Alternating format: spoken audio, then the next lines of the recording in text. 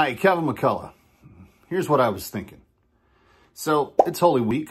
Yesterday we talked about Holy Monday, which is a day not often talked about. And if there's a day that's talked about less in the Holy calendar, it's probably Holy Tuesday.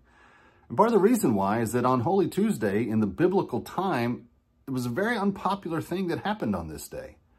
On Holy Tuesday, Jesus literally took on the religious leaders of the day in the temple, answered their questions, question for question, and at the end of the day, more or less dismantled the corrupt religious system that had been being practiced at that time. In fact, the religious leaders had created such a complicated and disjointed faith that foreigners could not even participate in it. Even if they wanted to.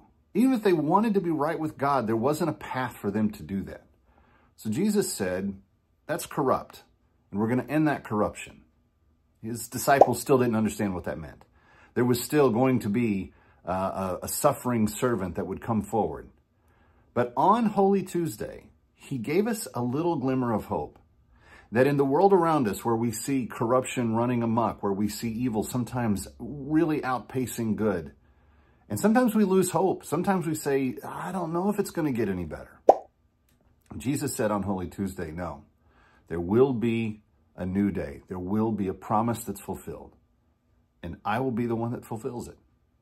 The disciples didn't get it then, but we have some 2,000 plus years of history to look back and see how that not only was accomplished, but how it can be appropriated for our lives.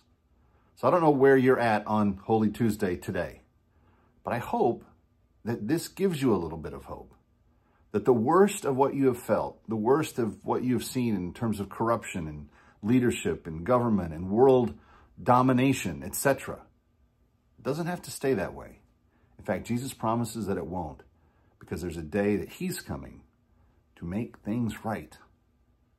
In a couple of days, we observe the major step he took to make that right.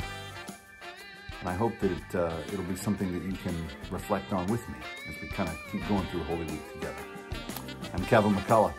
Thanks for stopping by.